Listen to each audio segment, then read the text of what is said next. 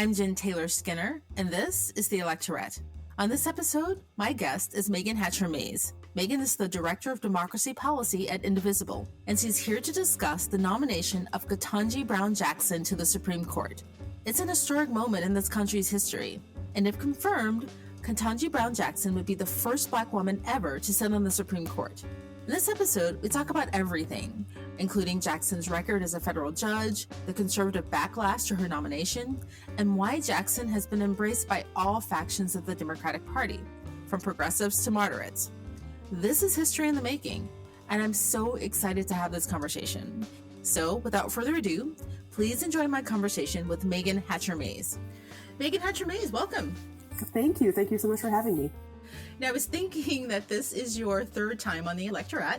And I feel like there should be a prize, for that milestone. Yeah, I would take candy. I don't have anything for you, though. But I mean, okay. It's open for debate whether there should be a prize and what it should be. But anyway, welcome again. And we are talking about Ketanji Brown Jackson. This is a huge deal, her nomination. How do you feel? I feel great. This is really, really exciting. Over the course of my career, this is the very first time I'm working on a Supreme Court nomination where I want the person to be confirmed. In the past, I've only ever worked to try to block people from being confirmed. So this is like a fun change of pace for me. And it's not just any nominee. It's this great nominee, Ketanji Brown Jackson. She's a fantastic person. She's eminently qualified lawyer and judge. Former public defender, and she's going to be great. And just the historic nature of her nomination, the fact that there has never been a Black woman on the Supreme Court in its 220 plus year history. I mean, obviously that's horrible that it took this long, but really can't think of anybody better than Ketanji Brown Jackson to join the court, despite the mess that it's in. But she's great, and she's going to be a great addition to the bench. So it's just like exciting and kind of a weird emotional space to be in, to actually be excited about a Supreme Court nomination. No, exactly. I mean, it's a huge moment. There are going to be rallies and, all around the country, particularly in DC. And I was just tweeting about this, how I wish I could be there for some of these rallies. And, maybe this is magical thinking, but somehow I think just her presence, of course, the Supreme Court is kind of a mess right now, but I think her presence, I'm hoping that it will kind of shape it in a positive direction, even if it's still imbalanced. Yeah, well, I mean, representation isn't everything, but it is something. And the fact that, a lot of times when justices write dissents, they're writing those dissents to try to influence law students, right? It worked. Like Scalia used to say that all the time. That's why he wrote such fiery dissents, is that he wanted law students to read it and be like, oh, I should be a conservative.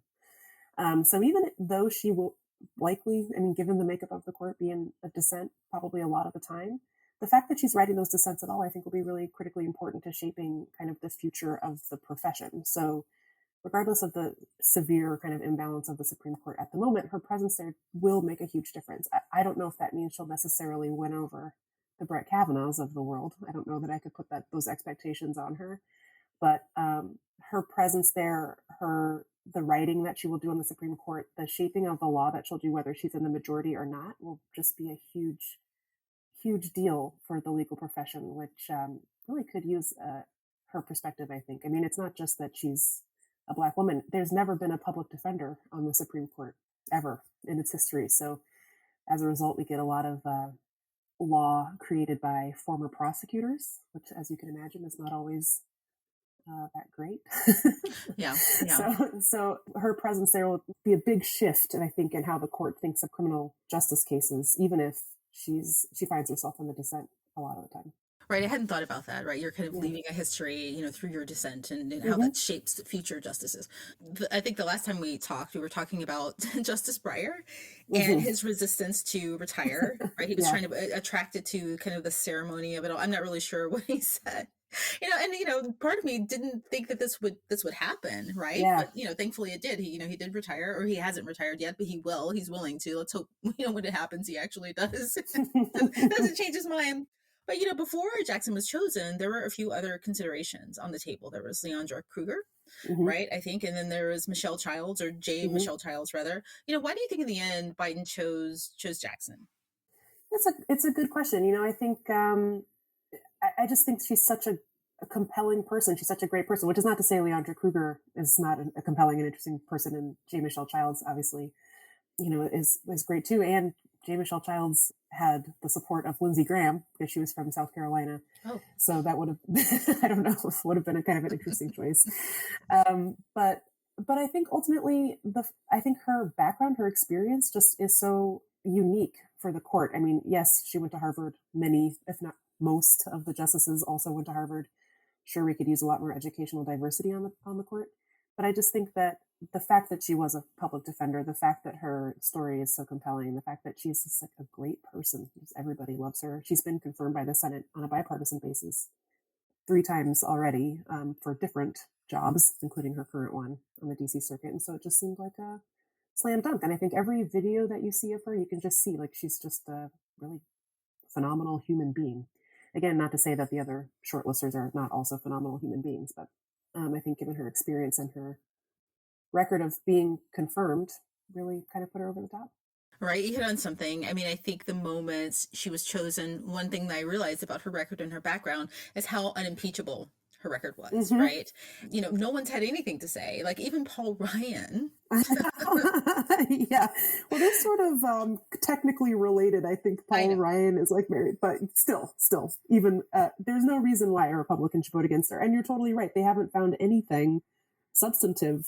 Republicans, that is, haven't found anything substantive to kind of knock her on. They're trying to create, I think, a lot of straw men about her candidacy. So something that we've been hearing a lot is, before she was even nominated, there was a lot of really kind of horrific racist and sexist attacks against the nominee because, Joe Biden had said he wanted to nominate a Black woman before Ketanji Brown Jackson was even announced as the nominee. Republicans were out here saying, "Oh, it's affirmative action and it's racist against white people for Joe Biden to say." I mean, we didn't even know who she was yet, and they were already kind of trotting out a lot of racist tropes. And then after she was announced, they realized, wow, we really don't have anything to go after on the substance. So instead, they're trying to create a couple of straw men. One is next week when her confirmation hearings start, very likely Republicans will focus on the fact that she was a public defender as a way to try to paint Joe Biden as being soft on crime so they can bring up democratically run cities or overrun with crime or whatever dumb thing that they're complaining about. And they'll probably bring up the fact, they've already tried to do this, that she has the support of left-leaning judicial groups, which therefore makes her, I don't know, somehow beholden to leftist interests or something like that. It's both not true and also projection, because their own Supreme Court candidates were in fact hand selected by conservative dark money groups to serve on the Supreme Court. And they spent tens of millions of dollars to get Brett Kavanaugh, Amy Coney Barrett, Neil Gorsuch confirmed. And now somehow, this is Ketanji Brown Jackson's problem. So that's just kind of what to look for. But you'll note that they're having to invent stuff to complain about because there's nothing really in her record to complain about. She's great. She's a great judge. She hardly ever gets reversed, in fact. Yeah. It's really interesting that you bring up the period before she was nominated when Joe Biden very clearly said that he wanted to nominate a Black woman. We didn't know who that would be, but we knew that it was going to be a Black woman. And you're right. There was lots of criticism, lots of, it wasn't racially tinged, it was just racist. Exactly. Right? Comments about who this person was that no one knew about. And I've been thinking about that. And you're right. She has been embraced by everyone on the Democratic side, progressives, moderates, everyone. Right. But, sometimes I think it's less interesting to talk about how conservatives react in this moment, just because they're kind of unserious, they're transparent and they're predictable. Tucker Carlson has been predictably clownish about this, right? I mean, we can talk about that, but we kind of understand why that's happening and where it's going. But what I think is more interesting is how she's been embraced on the Democratic side, right, by both progressives and, more moderate Democrats. Because, there was one moment where a lot of progressive people were saying, who is this person? Who is this Black person? Is it really important, that we choose a Black woman? We want to make sure that it's the right person. And I don't know how I feel about that. I know that Alexandria Ocasio-Cortez gave an interview a few weeks before Jackson was chosen, saying that she hoped that the person had the right worldview. Why do you think that this pick satisfied progressives? And what does that mean, having the right worldview? Yes, it's a good question. I don't totally know what AOC meant by that. I think that what we've got now is a court that's controlled by conservatives who, again, really are operating to deliver wins to Republicans. Like they are trying to get to judicial decisions that deliver partisan wins, so that Republicans can like maintain control over the government despite having like minority support. That's what's happening at the Supreme Court right now. To have somebody who not only like wants to follow the law and the Constitution, that the bar is on the floor, you know. Like that in and of itself is like a breath of fresh air. But the fact, again, I just like to bring this up again, like the fact that she was a former public defender, like, and the fact that no public defender has ever served as a justice on the Supreme Court, that point of view is severely, severely lacking. And I think as far as like worldview is concerned, right now there's like a very clear path. If anyone listening wants to become a Supreme Court justice, the easiest way to do that is to go to a top 5 law school, clerk for a federal judge, become a U.S. attorney, go and work for the fanciest law firm that you can find, and then become a judge, and then you become a Supreme Court justice. But being a prosecutor has been up to this point, like a really critical part of that path. And it's led to a lot of really bad outcomes for juvenile offenders, for folks re-entering society, for death penalty cases. It's been terrible. And it's because this lack of diversity of worldview on the Supreme Court, not just lack of racial diversity, but a lack of professional diversity. And so that's what Ketanji Brown Jackson represents. She won over progressives and she won over moderates. And I think very possible that she'll win over Republicans too, because she's fair, because every sort of perspective deserves to be represented on like the most important court in the country. And I think that's what she represents. And so I think that's why she was able to win folks over so quickly. That makes total sense, actually. You explained what the worldview comment or, that opinion meant better than anyone I've heard so far. No, it does. It totally makes sense. And we can talk about Tucker Carlson and the Republican reaction if you want. I'm more interested. We can. I'm more interested in like what their aim is and what their audience is, because who their audience is, rather, because, she will probably be confirmed. So why are they putting out these little breadcrumbs of racism? Yeah. For no reason, seemingly. Yeah, so I don't think the reason is because they want to tank the nomination. In fact, what Ketanji Brown Jackson's been doing over the last 2 weeks or so has been going around taking courtesy meetings with every single senator. So first she met with all the senators on the Judiciary Committee, and now she's meeting with everybody in the Senate. And every single readout that we've seen has been incredibly positive. And that's not to say that any Republican or every Republican is going to vote to confirm her, but we haven't seen the kind of negativity that we saw before her name was announced as being the nominee, it got really vile and pretty racist before we even knew who she was, like I was saying. But now the readouts have been pretty positive, which leads me to believe that it's not so much that Republicans want to tank her nomination, so they want to say nice things about it for political reasons after they meet with her. But what they want to do, what especially the Republicans on the Judiciary Committee want to do, is to put on a big performance about how Joe Biden is a failure. And so Ketanji Brown Jackson is just like a proxy for that argument. And so that's why I think they're going to focus a lot on the fact that she was a former public defender. They're going to try to bring up old cases and try to paint her as being soft on crime, which then allows them to paint Joe Biden as being soft on crime. Is that true? No, of course not. But you've got a lot of people on the Judiciary Committee who are interested in running for president in 2024. So it's helpful for those purposes. So on that committee, we have Ted Cruz, perennial failed presidential candidate, and Josh Hawley, who is about to become the next Ted Cruz, the next perennial failed presidential candidate. And so those guys really want to be able to say, I fought this soft on crime, leftist, Marxist, CRT, blah, blah, blah, blah, blah, blah, blah. And it's all nonsense, and they know it. But at least that way, they're laying the foundation for this broader argument about Democrats and defund the police and CRT. It's not really about Ketanji Brown Jackson at all.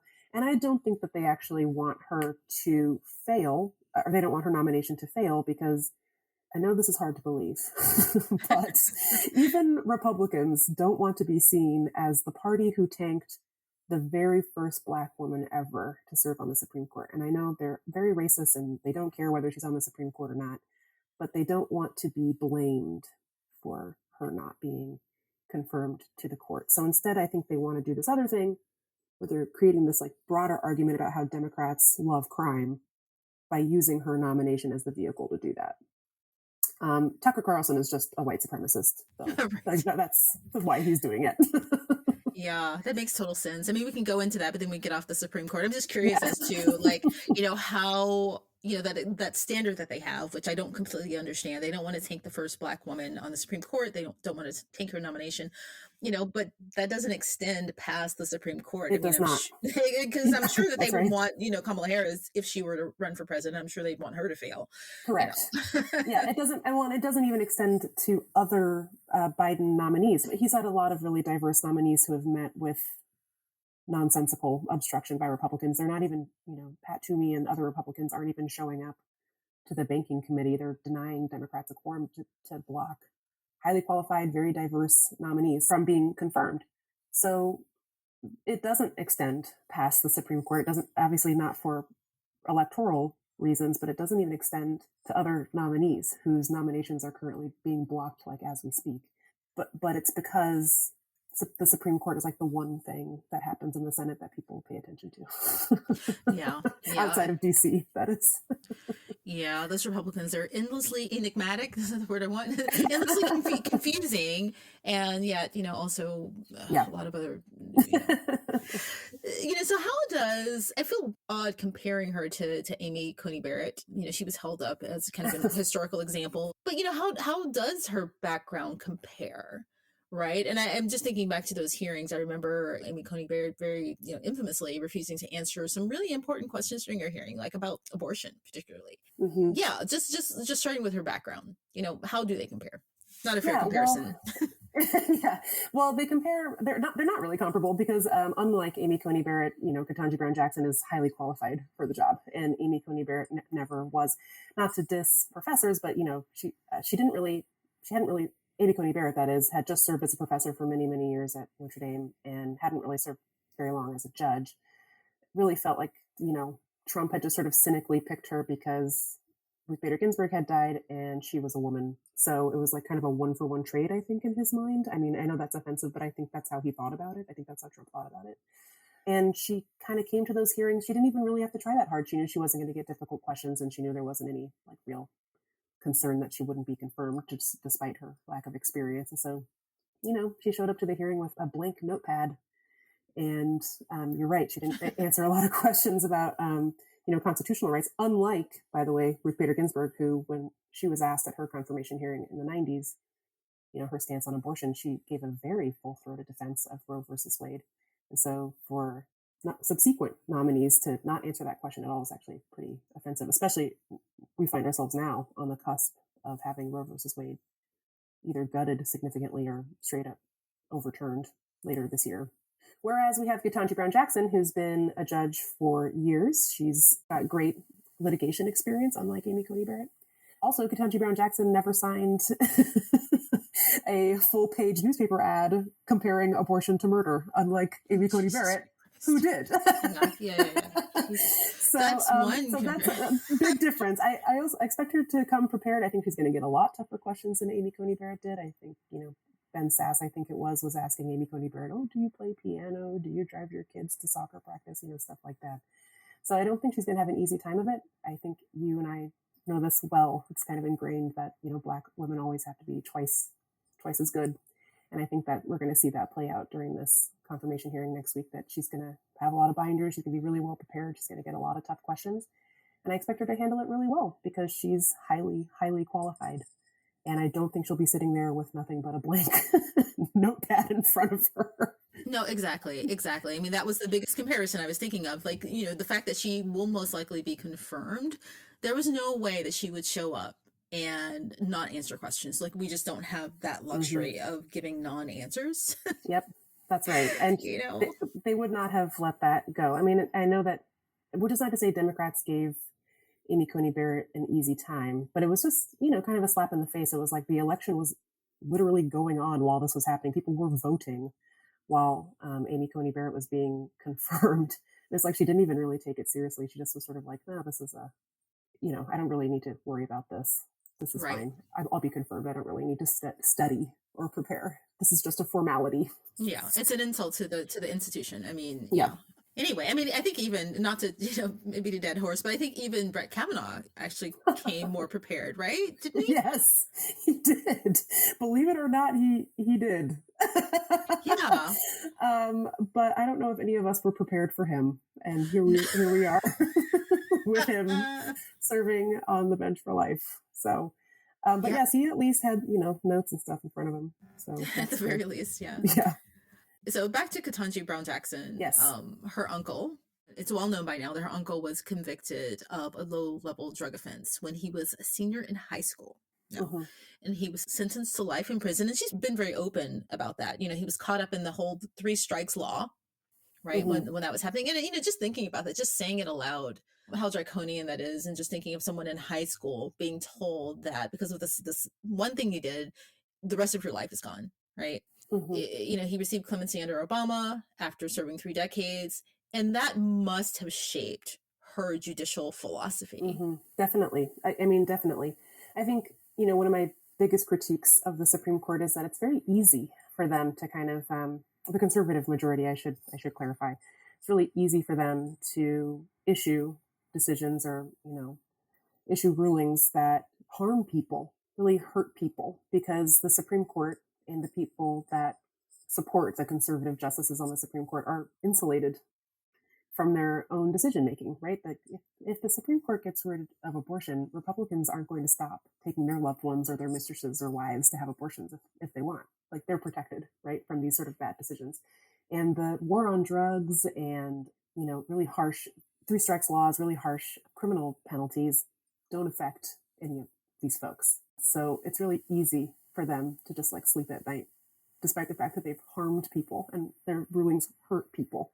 So going back to worldview, the fact that there will be somebody on the court who was personally affected by these types of policies and by the Supreme Court's willingness to kind of allow states to continue with these really harsh punishments over the course of many years, even having unconstitutional conditions in state jails and federal prisons, the fact that there will be somebody on the court who is affected and who knows people personally who have been affected by our legal system is a huge thing, big thing that you don't typically get from your ivory tower types that we have on the court at the moment, especially not on the conservative side. So that will make a huge difference to the way, maybe not so much the way that the court rules with this constellation, with this majority, but it will make a difference about what those dissents might look like, what those opinions might look like, given that we now have the perspective of somebody who has been personally affected by the criminal justice system. So it's big. It's exciting is not the right word, but I'm really just looking forward to and inspired by the possibilities that kind of come along with her confirmation. Are you familiar with, some of her more notable rulings from the past thus far? I mean, I was looking at her record and just a few cases came up. There seems to be a level of empathy on display that would be, probably surprising from someone like, Brett Kavanaugh. I don't know. Can you think of any of her past rulings? The Legal Defense Fund put out a really good resource today that I just haven't had the chance to go through. And same with Alliance for Justice, they have a good one also. But it is true that she's an empathetic judge, and that matters. That's really important. I mean, I think, especially given this severe lack of empathy among the conservative justices.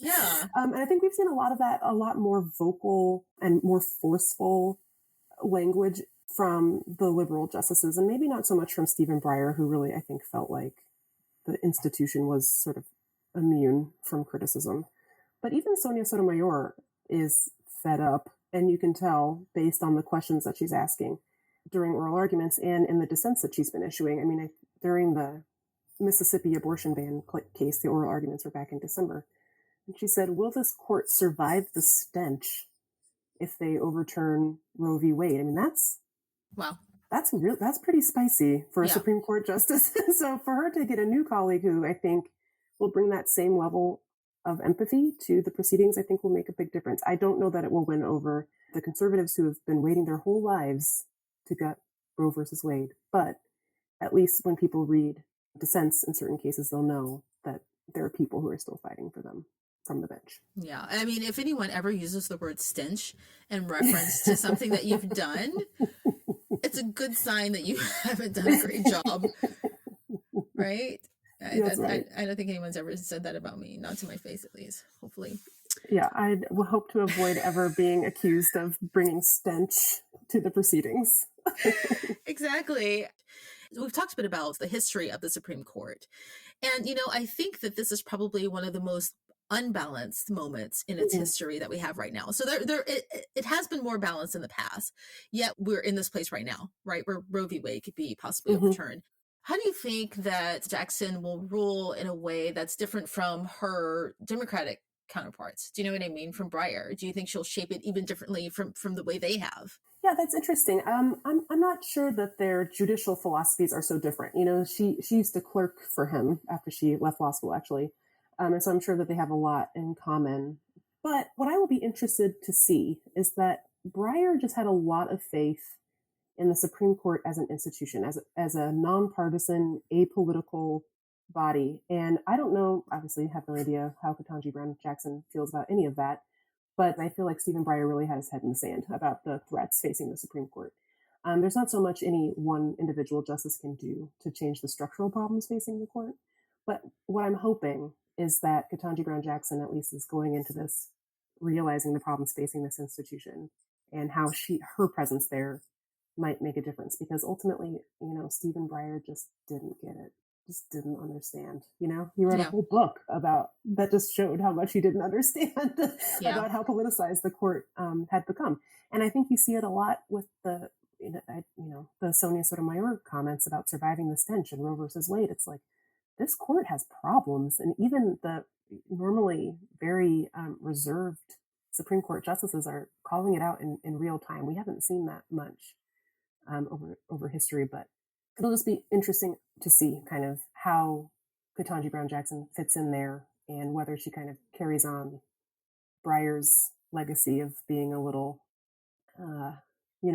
ignorance is bliss, or yeah. I mean, of course, I don't think else. Yeah, I mean, of course she wouldn't. I think, I was thinking about, I asked you before about any of her rulings, and I'm not really qualified to really speak to these in any detail, but I remember there was one, which you may recall, something about someone in the Trump administration was called to testify, and the White House said, oh, he doesn't need to testify, right? He's, immune to having to testify. And in her ruling, she said something like, presidents aren't king. Do you remember that moment? Yeah. So she definitely didn't have her head in the sand there. Yes. Yeah. Because, the Trump stuff is not going to go away anytime soon. Right. And it's very interesting, especially with the January 6th committee, subpoenaing people and documents and things like that, especially given what we now know about Clarence Thomas and his wife being the January 6th insurrection. Very awkward.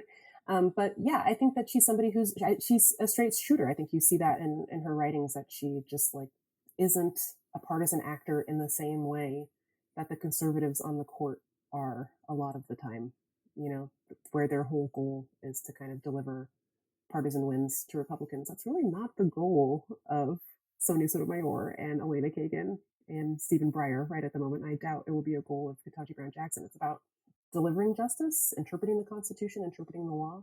And I think Stephen Breyer understood that to an extent, but I don't think he understood how the institution that he was a part of was undermining little d democratic goals. Right. I think last time we talked, we were talking about expanding the Supreme Court, or at the very least fixing it in the short term. Yeah. We're further away from that, from the last time we had a conversation. Just FYI, I think we are, aren't we? Well, I think that we've got a lot more support in the House now than we did. The Congressional Progressive Caucus endorsed the bill last month, which is a big step forward, hoping to get more and more co-sponsors on that bill on the House side. There are a few more Senate co-sponsors, so Elizabeth Warren came out in favor. Tina Smith is now on the bill, along with Ed Markey, who introduced it. Is it going to pass this year? I don't think so, but it should, because the Supreme Court is sort of like a critical kind of cog in the wheel of our democracy. And right now it is jammed. It's not working.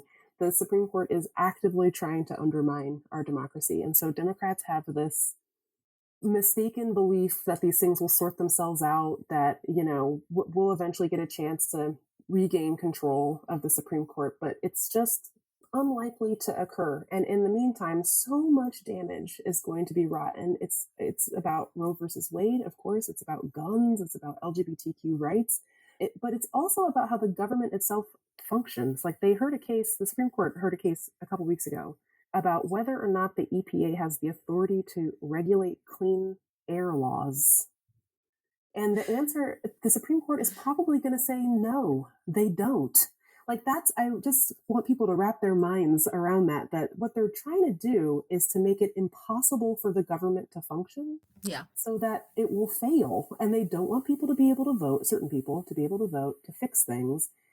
That's how they want it to go, because they want their little group of white, conservative, wealthy men to control everything. And so Democrats have an opportunity now to say, yes, adding seats to the Supreme Court is a drastic step, but it's not unheard of. It's happened in the past. The Supreme Court's been lots of different sizes. What hasn't happened in the past in this country is that the Supreme Court, say, overturns otherwise valid election results. We've got at least 3 or 4 votes on the Supreme Court right now that support this idea of the independent state legislature, that a state legislature can just say, well, Joe Biden technically won, but we're going to give our electoral votes to Trump instead. Yeah. And we've got 3 or 4 people in the Supreme Court right now that think that that is fine. Yeah. So yes, we've got an uphill battle, but there truly is no other way to save our democracy than to add seats to the Supreme Court, because these people are out here to destroy it. And I'm not overstate. That's not hyperbole. Right. I believe you. And one path to do that, I think, you can tell me if I'm wrong, is through the Senate, because the bill's been introduced. It has more support. But if it can't get through the Senate, right? Joe Manchin, of course. Sorry. Yeah. Joe Manchin, of course.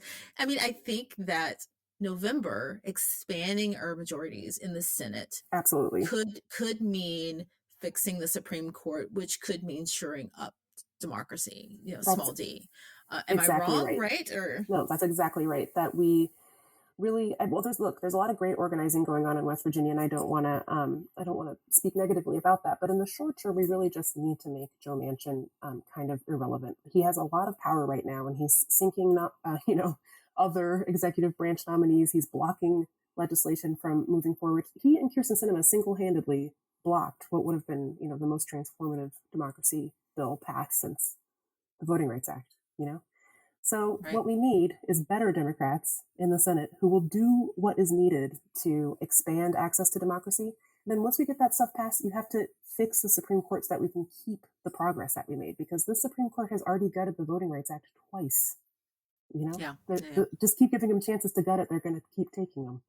So I think, unfortunately, the way Congress works is that they don't want to react until something bad happens. My take is that many, many bad things have happened as a result of the Supreme Court's decisions. But I think something really bad is going to happen in June. And I think at that point, a lot of Democrats will get the courage to support court expansion. Well, let's hope. Yeah. Well, so the hearings start next week, I believe. Mm-hmm. So let's cross our fingers. Yes, and next week is going to be very exciting. It's for once something exciting and good is happening in the Senate. So yeah. I'm looking forward to it. Well, Meagan Hatcher-Mays, thank you so much for joining me again. If you join me again, hopefully I will have that prize we talked about in the beginning. Looking forward. Thank you. Thanks.